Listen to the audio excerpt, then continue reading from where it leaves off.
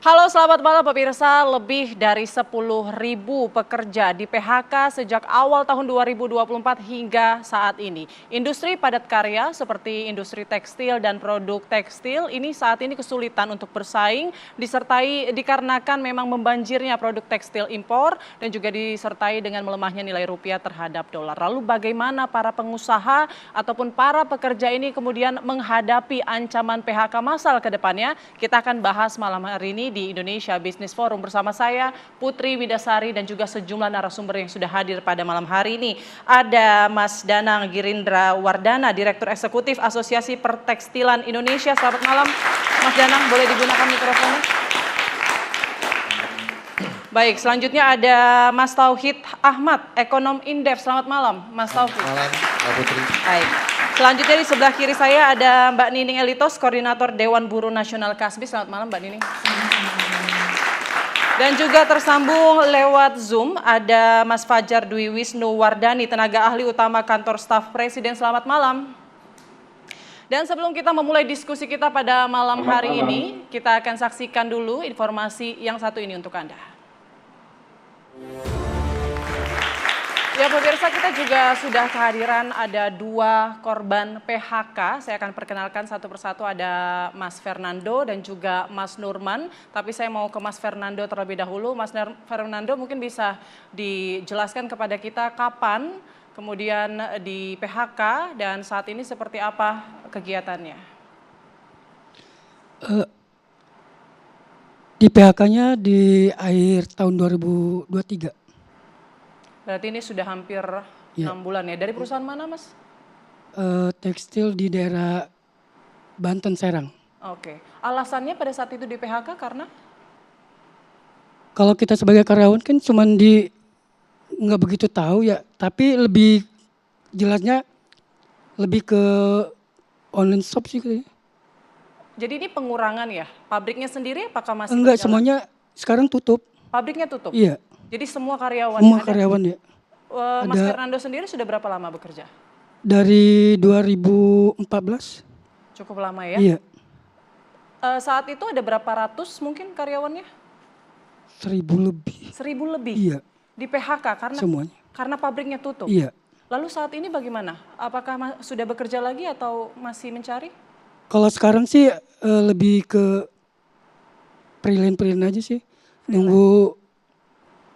Kalau sekarang lebih ke nunggu panggilan aja. Kalau seandainya kayak misal ada yang di kantor, misal OB-nya libur, saya yang dipanggil buat nge-backup, terus sortir barang, terus bongkar barang juga di ini. Oke, tapi cukup nggak buat hidup dengan kerja yang mungkin menunggu panggilan begitu ya? Iya. Itu sih yang lebih dirasakan ya, pas kita di PHK itu ketakutan kita itu di situ sih. Pasti semuanya bakal tidak berkecukupan. Karena kita kalau nunggu panggilan kadang kan bisa baiknya kadang tuh bagus-bagusnya 2 minggu sekali atau seminggu sekali begitu. Kadang kita bisa nunggu sampai sebulan nggak ada. Sebulan belum tentu dapat panggilan pekerjaan ya? Iya. Oke, tapi kalau keluarga sendiri ada istri, anak atau mungkin keluarga? Iya, anak 2. Anak 2, sekolah, masih sekolah. Iya, yang Gimana menghidupi kebutuhan sehari-hari kalau misalnya sebulan tidak ada panggilan? sebenarnya kalau masalah keluarga sih emang agak gujang-ganjing. Baik, tapi pada saat di PHK itu sudah menerima pesangon dan lain-lain. Apakah cukup hingga 6 bulan ini? Enggak sama sekali sih, enggak sama sekali cukup maksudnya. Tidak cukup sama Iya. sekali, hanya bertahan berapa lah kira-kira waktu pada saat di PHK dapat pesangon?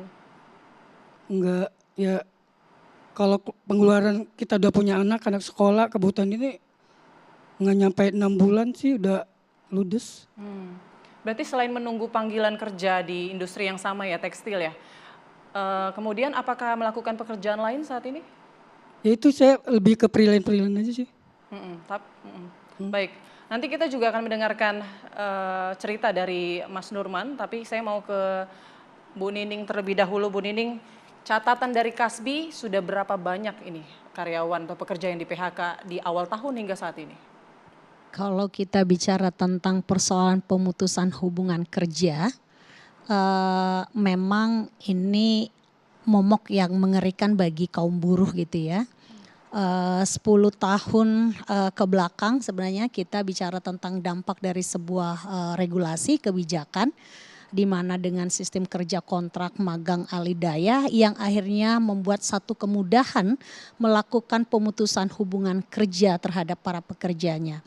Nah kalau kita bicara per 3 bulan, per 6 bulan itu pasti akan ada karena akibat habis kontrak, karena mereka habis magang gitu ya, atau mereka sistem kerja alidayahnya.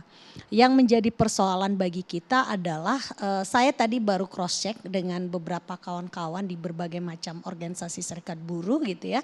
Tentang apakah anggota mereka banyak mendapatkan penutupan perusahaan atau kemudian PHK besar-besaran. Yang saya dapatkan adalah justru kemudian misalkan di Tangerang. Ini khusus di padat karya. Mereka melakukan masih ada yang beroperasi tetapi mereka mengekspansi membuka perusahaan-perusahaan di daerah-daerah Jawa Tengah atau di wilayah Jawa Barat. Nah terus kemudian ada juga yang perusahaan yang menutup viewer di wilayah Tangerang tapi itu bukan karena mereka ada problem tapi mereka membangun industrinya di wilayah Jepara misalkan Jawa Tengah. Terus juga misalkan wilayah Bekasi, Kerawang justru mereka membuka di wilayah daerah-daerah yang sangat minim upahnya gitu ya gitu. Itu yang terjadi.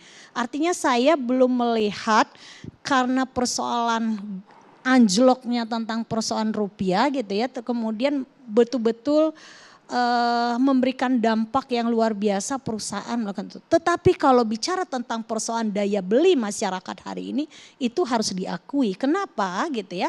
Sebenarnya Indonesia ini pasar gitu ya gitu. Tapi orientasi padat karya itu bukan di dalam negeri tapi kebanyakan adalah ekspor gitu ya. Orientasinya ekspor. Jadi kalau kita bicara tentang kemudian dampak dari akibat buruh, saya khawatir jangan-jangan ini hanya untuk ada tendensi membuat satu kebijakan atau membuat buruhnya tidak punya bargaining terhadap para pengusaha di sektor padat karya gitu loh. Nah saya mencoba meng-cross check di wilayah Jawa Tengah dan saya mencoba mencari tentang isu-isu bahwa perusahaan yang sedang melakukan penutupan misalkan kayak Sritek, saya buka dokumen beberapa tahun yang lalu di 2021 ternyata ada problem persoalan hutang piutang kan gitu. Nah ada kemudian akhirnya sampai ke dampak kepada penutupan saham ya yang saya tahu gitu loh. Nah saya coba cross check di Subang justru kemudian di sektor padat karya menambah para pekerjanya. Nah problemnya adalah kenapa ekonomi kita anjlok. Ini kan seharusnya dilihat ini sebuah kebijakan ekonomi rezim hari ini kita tahu 10 tahun awal pemerintah Jokowi mempersiapkan 7 digit tapi faktanya tidak pernah sampai itu 5 digit. Bahkan apa yang menjadi alasan pemerintah menyatakan karena investasi di dalam negeri masih minim dan kemudian menarik investasi seluas-luasnya masuk ke Indonesia dengan akhirnya melahirkan Omnibus Law Undang-Undang Cipta Kerja. Ternyata itu juga tidak menjadi solusi. Justru kemudian adalah penurunan tentang persoalan kesejahteraan gitu ya.